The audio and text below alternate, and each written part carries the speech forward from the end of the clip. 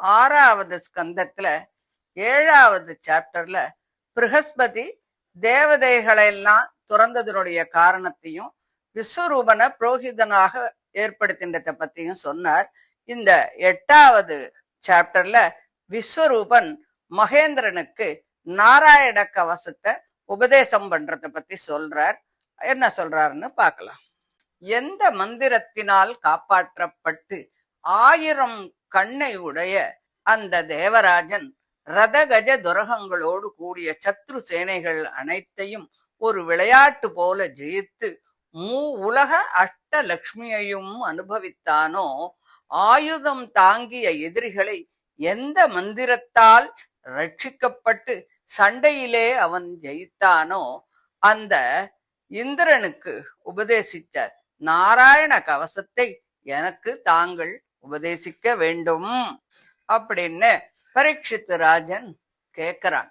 வரிக்கப்பட்ட தொஷ்டாவின் புத்திரனான புரோகிதன் வேண்டிக் கொண்ட தேவேந்திரனுக்கு எந்த நாராயண கவசத்தை உபதேசித்தாரோ அதை இப்ப நான் சொல்றேன் கேளு அப்படின்னு சொல்லி சுகர் சொல்றார்.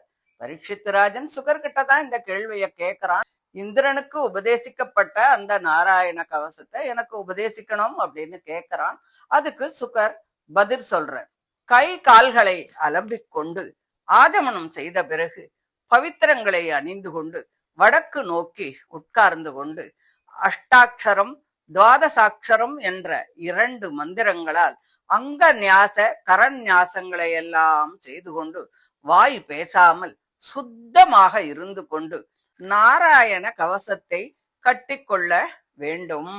ஓம் நமோ நாராயணாய என்ற 8 எழுத்து அடங்கிய மந்திரத்தால் ஒவ்வொரு எழுத்துக்கும் பிரணவத்தை சேர்த்து 8 எழுத்துக்களால் கிரமமாக கால்களில், முழங்கால்களில், துடைகளில், வயிற்றில், ஹிருதயத்தில், பிறகு மார்பில், முகத்தில், தலையில் அஷ்டாங்க நியாசம் செய்து கொள்ள வேண்டும். அல்லது தலை முதல் பாதம் வரை வரிசையாக அஷ்டாங்க நியாசம் செய்து கொள்ளலாம். உற்பத்தி நித்தியாசமாவது சம்ஹார நியாசமாவது செய்து கொள்ள வேண்டும் என்பதுதான் இதனுடைய அர்த்தமாகும். ஓம்காரம் முதல் ய எழுத்து 2ஆக உள்ள 12 எழுத்து அடங்கிய மந்திரத்தால் வலது ஆள்காட்டி விரலில் ஆரம்பித்து இடது ஆள்காட்டி விரலாக 8 விரல்களில் 8 பிரணவ பூர்வக எழுத்தாலும் கட்டை விரல் 2இன் ஆத்யந்த கணுக்களில் மற்ற 4 எழுத்துக்களாலும் கரநியாசத்தை செய்து கொள்ள வேண்டும். பிரணவத்தை ஹிருதயத்தில் நியாசம் பண்ணிக்கணும். பிறகு வி என்பதை தலையில், ஷ எழுத்தை புருவங்களின் நடுவில், நா என்ற எழுத்தை குடுமியில் வைத்துக் கொள்ள வேண்டும். வே என்ற எழுத்தை கண்களில் சேர்த்து கொண்டு ந என்ற எழுத்தை எல்லா மூட்டுக்களில் நியாசம் செய்து கொள்ள வேண்டும். ம எழுத்தை எல்லா மூட்டுக்களில் நியாசம் செய்து கொண்டு ஜபிக்கின்றவன் மந்திரமயமான சரீரம் படைத்தவனாக ஆக வேண்டும். பட் என்பதை கடைசியில் கொண்ட விசர்க்கத்துடன் கூடிய அந்த மகாஸ்திரத்தை மா அஸ்திராய பட் என்று திக்பந்தத்தில் குறித்து கொள்ள வேண்டும். பக சப்த பிரதிபாத்தியங்களான ஐஸ்வர்யம் முதலிய 6 சக்திகளுடன் கூடிய பகவானாகிய தியானிக்க தகுந்த அந்த பரமாத்மாவாக தன்னை தியானித்துக் கொள்ளணும். வித்யா, தேஜஸ், தபஸ் ஆகிய 3ஐயும் உருவமாக கொண்ட இந்த நாராயண கவச மந்திரத்தை ஜபிக்க வேண்டும். பறவையின் அரசனாகிய கருடனுடைய முதுகில் தாமரை போன்ற தன்னுடைய பாதங்களை வைத்துக் கொண்டு இருக்கின்றவனும் சங்கு, சக்கரம், தோள், கத்தி, கதை, அம்பு, வில், கயிறு இவைகளை தரிக்கும் 8 கரங்களை கொண்டவனுமான அணிமாதி அஷ்ட ஐஸ்வர்யம் உள்ளவருமான பிரணவ பிரதிபாத்தியனான ஸ்ரீமன் நாராயணன், அதாவது அந்த ஹரி எனக்கு எல்லா ரட்சைகளையும் தரட்டும். மீன் அவதாரம் கொண்ட அவர் என்னை ஜலத்தில் ஜலஜந்து கூட்டமாகிய வருணபாசத்திலிருந்து காப்பாற்றட்டும். மாய பிரம்மச்சாரியான வாமனா அவதாரம் எடுத்த அவர் என்னை பூமியில் காக்கட்டும். உலகமளந்த திரிவிக்கிரமன் என்ற விஸ்வரூபன் என்னை ஆகாசத்திலே காக்கட்டும். எவர் பெரிய அட்டகாசத்தை செய்யும் பொழுது திக்குக்கள் எல்லாம் எதிரொலிக்குமோ, கர்ப்பங்கள் எல்லாம் கீழே விழுமோ, அசுர கூட்டங்களை அழிக்குமோ, அந்த நரசிம்ம அவதாரம் எடுத்த பகவான் காடு சண்டைகள் முதலிய சங்கட காலங்களிலே என்னை காப்பாத்தட்டும். தன் தெத்தி பல்லால் சமுத்திரத்தில் மூழ்கி இருந்த பூதேவியை வெளியிலே கொண்டு வந்தவரும், யஜ்ஜமாகின்ற அவயவங்களால் வர்ணிக்கப்படுகின்றவரும், பிரசித்தமான வராக அவதாரம் எடுத்த ஸ்ரீமன் நாராயணன் என்னை வழியிலே காக்கட்டும். மலை சிகரங்களிலே ஜமதக்னியின் புதல்வரான பரசுராமரும், அப்படியே பிரயாண காலத்திலே லக்ஷ்மணனோடு கூடி இருக்கக்கூடிய பரதாழ்வார்வனுடைய தமையனான தசரதராமன் என்னை காப்பாற்றட்டும். அபிச்சாரம் முதலிய கடுமையில் இருந்தும் எல்லா கவனக்குறைவுகளில் இருந்தும் அந்த நாராயணன் என்னை காக்கட்டும். நரனான அர்ஜுனன் கர்வத்திலிருந்து என்னை ரட்சிக்கட்டும். அப்படியே யோகத் தலைவனான தத்தாத்ரேயர் யோகமின்மையிலிருந்து என்னை ரட்சிக்கட்டும். திரிகுணங்களை வசப்படுத்திய அந்த கபில முனிவர் கர்மாவின் கட்டிலிருந்து என்னை காப்பாற்றட்டும். மன்மதனிடம் இருந்து சனத்குமாரர் என்னை ரட்சிக்கட்டும். வழியிலே உள்ள தெய்வத்தை நமஸ்காரம் செய்யாமல் சென்ற பாபத்தில் இருந்து ஹயக்ரீவர் என்னை காப்பாற்றட்டும். தேவ பூஜைக்கு ஏற்படும் இடைஞ்சல்களில் இருந்து தேவ ரிஷிகளின் தலைவனான அந்த நாரதர் ரட்சிக்கட்டும். கூர்ம அவதாரம் எடுத்த நாராயணன், கூர்ம அவதாரம்ங்கிறது ஆம அவதாரம், அந்த நாராயணன் எல்லா வினைகளில் இருந்தும் என்னை காப்பாற்றட்டும். தன்வந்திரி வைத்தியராக அவதாரம் பண்ணின அந்த பகவான் அபத்தியமான போஜனத்தில் இருந்து என்னை ரட்சிக்கட்டும். மனதை வென்ற அந்த ரிஷபதேவர் சீத உஷ்ணாதிகளில் இருந்து என்னை காப்பாற்றட்டும். உலகப் பழியிலிருந்து யஜ்ஞதேவன் காக்கட்டும். ஜனங்களின் தொந்தரவில் இருந்து அந்த யமதர்மராஜனிடம் இருந்து பலபத்திரன் என்னை காப்பாற்றட்டும். கோபத்தின் வசப்படும் சர்வ கூட்டங்களில் இருந்து பாம்பு அரசனான அந்த ஆதிசேஷன் என்னை ரட்சிக்கட்டும். வியாச பகவான் அஞ்ஞானத்தில் இருந்தும் நாஸ்திகத்தனம், கவனமில்லாமை ஆகிய இவைகளில் இருந்து புத்த அவதாரம் எடுத்த அந்த நாராயணனும் தர்மத்தை காக்க வேண்டும் என்று பெரிய அவதாரம் எடுத்த குதிரை உருவம் கொண்ட கல்கி நாராயணன் காலத்தின் மலமாகிய கலிதோஷத்தில் இருந்து என்னை நன்றாக ரட்சிக்கட்டும். காலையிலே கேசவன் கதையாலும் வேணுகானம் செய்கின்ற மாடு மேய்க்கும் அந்த கோவிந்தன் சர்வ காலமும் முழுமையாக என்னை காப்பாற்றட்டும். சிறந்த சக்தி வாய்ந்த நாராயணன் பிற்பகலிலே என்னை ரட்சிக்கட்டும். சக்கரபாணியான மகாவிஷ்ணு நடுப்பகலிலே என்னை காக்கட்டும். கடும் வில்லை தரித்து கொண்டு மதுவை கொன்ற அந்த தேவன் பிற்பகலிலே என்னை ரட்சிக்கட்டும். பிரம்மா, விஷ்ணு, ருத்ரஸ்வரூபியான லக்ஷ்மிபதி சாயங்காலத்திலே என்னை சுகப்படுத்த வேண்டும். பிரதோஷ காலத்திலே ரிஷிகேசன் என்னை காக்கட்டும். நடு இரவிலும் பத்மநாபன் ஒருவனே என்னை ரட்சிக்கட்டும். பின் இரவிலே ஸ்ரீவக்ச மச்சமுள்ள கடவுள் என்னை ரட்சிக்கட்டும். கத்தி தாங்கிய ஜனார்தன கடவுள் விடியும் முன்காலத்திலே என்னை காப்பாற்றட்டும். காலையிலே தாமோதரன் ரட்சிக்கட்டும். காலஸ்வரூபியும் பகவானுமான விஸ்வேஸ்வர பகவான் 2 சந்தியா காலங்களிலும் என்னை ரட்சித்து அருள வேண்டும்.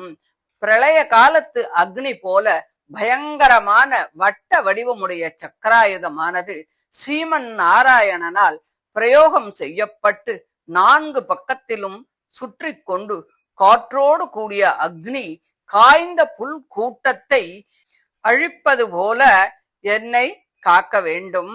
இடிபோல சூடுள்ள நெருப்பு பொறிகளை கிளப்பும் கதாயுதமே, நீ நாராயணனுக்கு பிரியமானவள். நானும் நாராயண பக்தன்தான். அதனால் கூஷ்மாண்ட ராட்சசர்கள் வைநாயகால் யட்சர்கள் கிரகங்கள் அனைத்தையும் நன்கு பொடி செய்து நன்கு பிசைந்து விடு. விரோதிகளை நன்கு குத்தி பொடியாக்கு. இதை நீ சீக்கிரமாகவே செய்.